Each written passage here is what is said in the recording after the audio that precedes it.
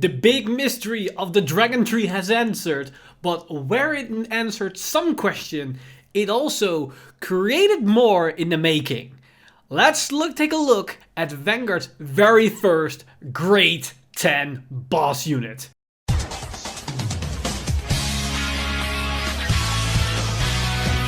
Stand up! Vanguard! Hey Cardfighters, welcome back to another Cardfight update, and today we're going to take a look at the final big reveal of Set 9 Dragon Tree Invasion. Now, as most of you pointed out in the previous video, it wasn't quote-unquote the last ride line when we took a look at the Dark Stage ride line of the set, because we had a Dragon Tree card. Now, with everything revealed, I was to some extent, on a technicality, still correct in saying that the Dark Stage ride line was the last ride line of set 9, because this Dragon Tree card and mechanic isn't per se a ride line, as that it influences the ride deck and has a very unique spin on how boss units are handled in Overdress or Vanguard as a whole. That doesn't really mean anything or say anything without looking at the cards themselves, so before we go on a whole tangent, let's take a look at this new Dragon Tree mechanic, cards, effects, and then everything around it that is the final penultimate reveal or ultimate reveal of Set 9, because after today's video, after today's reveal, we know everything that needs to be known for Set 9, and we can take a look at the set as a whole moving forward. So, without any further ado, let's jump straight into these Dragon Tree cards. First off, we have to take a look at the starter, and this is the main play of the new deck slash mechanic, because without it we cannot even get access to any of the cards that we're using. So here we have the Grade 0 Gryphocyte, and Gryphocyte, I think that's how you pronounce it, is a Grade 0, which is your starter, but it has quite a range of unique effects. So first off, you can have a total of 5 cards in your right deck made of this card, 3 Calamity Cards, and an Overtrigger. Yes, you put the Overtrigger in your right deck, and it will make more sense once we take a look at the Grade 10. It's still mind-boggling that I have to say Grade 10 in Vanguard, but here we are. So, what does this starter actually do? It has the effect, continuous on Vanguard Circle, this unit gets power plus 2k for each Calamity card with different card names in your soul. So basically this thing will become stronger and stronger the more Calamity cards we have in our soul. And this to some extent mimics riding up, as Grade 1s are 8k, Grade 2s are 10k, etc, etc. And if you're wondering what are Calamity cards, well, we've seen the Calamity cards in Set 8. Those were those 3 unique cards that had like these Wasteland effects. Those were Grade 1, Grade 2, and Grade 3, which then incidentally also line up with the ride deck, as you need to have a Grade 1, a Grade 2, and a Grade 3 in your ride deck. So you can put one of each in your ride deck to fulfill for the condition to build a ride deck. Now, beyond that, this also has the effect, although in the Vanguard Circle, at the beginning of your main phase, choose a Calamity card from your right deck, put it into your soul, put 3 Calamity cards from your soul that were in the right deck into the right deck face up, search your hand or deck for up to 1 Dragon Tree of Ecliptic Decimation Gryphogila, if I don't mispronounce that, write it in stand, and if you search your deck, shuffle your deck. If you wrote a card, choose 2 of your Vanguard Circle and put a Dragon Tree marker on each of them. We will get to the Dragon Tree marker in a second. So basically what this does, every single turn you put one of those Calamity cards from your right deck in the soul, and then this thing gets an additional 2k power, which mimics riding up, as you're not actually riding the cards from your right deck. The advantage of this is that now we're riding up without discarding. So any other deck needs the -2 ride. This deck essentially doesn't force you to discard, so essentially you go +1 every single turn on your opponent because of this mechanic. And that is something the deck really needs, as we're going to see in a second, because it needs every single card advantage and defensive options it can get to make the deck viable. Now, beyond that, once we reach quote-unquote Grade 3, we can put all those cards that we put in the soul back into the right deck, and then search out this Grade 10 and ride it. And that's very important, because this is the only way how we can naturally ride the Grade 10, because we don't have anything up from Grade 5 upwards to Grade 9. Those just don't exist. So we need to superior ride it in some capacity, and then we can do via this skill. Then every subsequent turn after that, we can do the Persona ride, because we can ride a Grade 10 on top top of a grade 10, of course. So overall, this card enables the entire setup of the deck, as it allows us to put the Calamity cards in our right deck, as well as the Overtrigger in our right deck, and then also allows us to get access to the grade 10 on a consistent basis. This allows us to always write into the grade 10 on turn 3 every single time. And this also means on the first 3 turns, we get a +1 for free, essentially, as we don't have to discard to write up, which honestly is pretty good. That's pretty decent, and it has some nice implications. But of course, this doesn't tell us anything, as we have to take a look at the grade 10 to understand what everything essentially does. But before we get to the grade 10, we do have a new set of Calamity cards, because we already have a grade 1, grade 2, and grade 3 in set 8, but they also introduce 3 new Calamity cards in this set, so you can essentially have the entire package in set 9. And for those Calamity cards, we have this grade 1, which is the start of the end, and all of them have the same skill, which is play this with cost counter +1, search your deck for up to 1 Calamity card, reveal it, put it into your hand, and shuffle your deck. So 1 Calamity can always search another one. I'm gonna be real, we're never gonna play these cards in our main deck unless something else requires it, and that's good enough to validate to put those in your main deck, because there's no merit to playing these cards for their skills, because they're really, really bad. Moving up, we have the grade 2, which is Minius Metamorphosis. I butchered that probably completely, which of course has the exact same skill. And then moving onwards, we have the grade 3, which we saw in the trailer, which is Looming Demise. And essentially what you see with these artwork is it showcase the evolution of the parasite, as you have the tree, which then kills a planet that sprouts out this seedling that then devours other seedlings to grow, and then turns into this big seed that once it hits into a planet, it then evolves into the dragon tree. Basically, that's what's going on here, which is a nice thematic thing that's happening.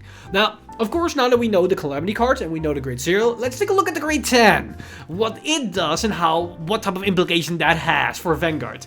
So for the grade 10, we have Dragon Tree of Ecliptic Decimation Griffle-Gila. Again, these names are, yeah.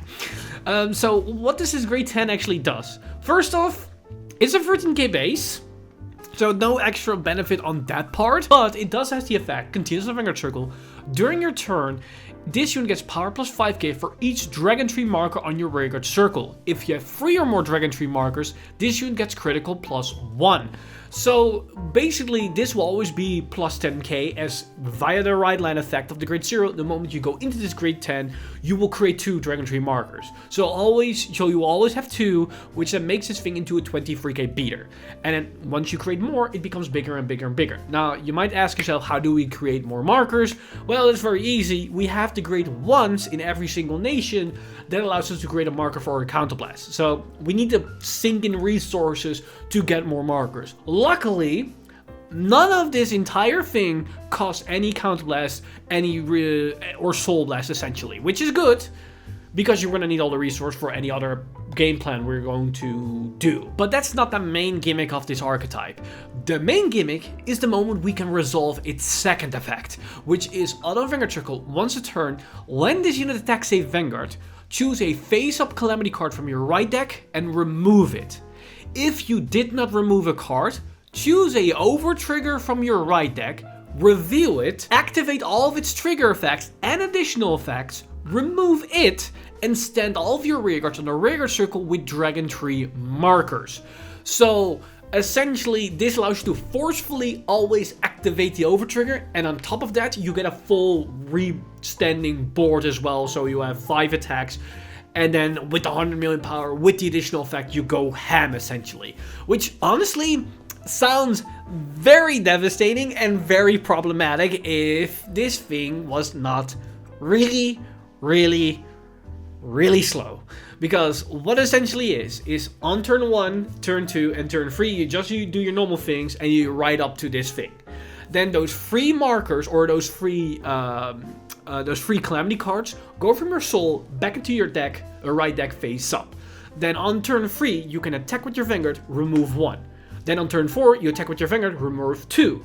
Then on turn 5, you attack with your Vanguard, remove 3. And then on turn 6, you attack with your Vanguard, and that's where you activate your Overtrigger. I don't see standard anytime soon where you're gonna reliably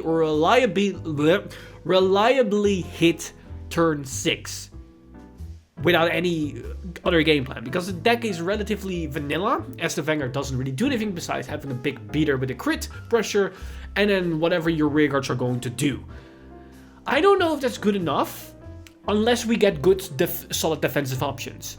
That's the whole thing here, that I'm like, okay, I like the gimmick, like thematic wise, I dig this a lot, and there's a lot to address here, but the thing is that the mechanic itself feels very lackluster. Is that a problem? Not necessarily, because every time we introduce like this big bad within Vanguard, this boss unit, like we had this with Glendios, we had this with Gize, we had this with Demiurge, they usually fall flat on their face initially, and then once we get a bit more support, then suddenly become playable, and in some extent, in some rare cases, they also become actually to some extent meta contenders or rogue deck that are like gatekeepers. I believe this happened with Gize at the beginning of Premium, with the first wave of support with like OTT Gize and whatnot, and Angel Gize, and of course we had this with Demiurge at some point when we got the good support for ZTB, where Demiurge was a rogue strategy that was relatively consistent and actually very decent, but flew under the radar for a lot of players for the short while it was actually playable. And I can definitely see this happen with this card as well if we get better support, because this card does have a very big advantage that's similar to Gize, and that is generic throughout every single nation, because this card can be played in every single of the 6 nations, which makes it a bit more viable, as there's always going to be potentially a strategy in one of the nations that can benefit this card. Is it something that has good draw power, defensive ability, maybe heal capacity so you can survive long enough? Maybe some decks have a way to maybe accelerate cards from your right deck, that maybe a right line or an archetype gets like right deck synergies, that maybe you can remove cards from your right deck to make this deck faster. Who knows? If it pops up in any of the nations, then this card can benefit from those things. Now, there is one other very important aspect of this mechanic or this archetype or whatever you want to call it, and that's the fact that we have these Great Ones. All these Great Ones essentially do the same thing. They counter +1 to create a marker, and they counter something else to do a specific archetype mechanic, or should I say nation-specific mechanic. And all of them, some of them are good, some of them are mediocre, and there's a couple of ones that are maybe actually matters to their specific nation. But the problem is, there's no ruling in the game right now that allows you to use them all within the Dragon Tree deck. So you have to pick a nation, and you can only put that specific nation Grade 1 that creates markers in this deck. And this deck does rely on creating more markers, not only to make your Vanguard more powerful, but also allow you to restand more units, and of course to empower your board more. And the fact that we only have one Grade 1 that we can play at 4 copies that create markers, that's something that's a bit of a yikes. So we need more cards that do this, or there needs to be a ruling change at some point that allow you to play multiple, or that allow you to play any of those units in any of the nations that you are playing the Dragon Tree as your main boss unit. So let's say, for example, if you have the Grade 0 and this unique right deck, then you're allowed to play those cards in your main deck. But currently that's not a thing. Maybe that will change in the future, but right now that's not going to be the case. So overall, pretty damn interesting. But there is one more important thing that's now been confirmed. So far, I've been talking about these markers, but I haven't addressed these markers. I've addressed them in the previous video when they initially were revealed. But let's take a look at these Dragon Tree markers again. So we create those markers to allow those units to restand, or to give our Vanguard an additional 5k power buff for every marker that we have. But these markers also have an additional effect which gives those units an additional 5k that are on the circles themselves. So now they're like half force markers, but we cannot stack them. But now they revealed the redacted part of the skill, and that change is now specifically saying this: during your turn, if you have a Vanguard with Dragon Tree or Maskies in its card name, all of your units on those circles get power plus 5k. The entirety of set 9 has been revealed. There are no Maskies units so far. So this is something that is alluding to something that has yet to come. What that is, whoever that is, if it's nation bound or generic like the Dragon Tree and the Grade 1 lineup, we don't know. And some people are speculating like this is probably the actual reverse thing, like we got like a masked versions of right line units in the upcoming sets that then interact with the Dragon Tree, aka the Dragon Tree corruptions on those units. Maybe that's going to be a thing. I don't know. This could also be like maybe a different version of the Dragon Tree, like the next evolution step. We don't know if they're like on a grade 11 or something. Who knows? It could literally be anything, but it's telling us that this is not the end. We're probably gonna get more support for this gimmick, this quote-unquote alternate win condition, because let's be honest, the moment you activate the effect and you get the Overtrigger, you're probably winning the game that turn. Because keep in mind, we can activate the Overtrigger on the turn, and now we can prepare for it. That in combination with the Brandgate Overtrigger or the Cater Sanctuary Overtrigger is devastating. Now, of course, there were a couple of extra tidbits on today's news.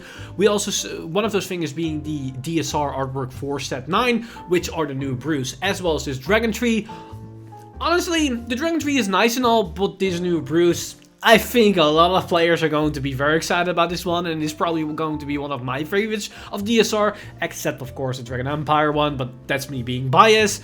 But overall, pretty nice stuff.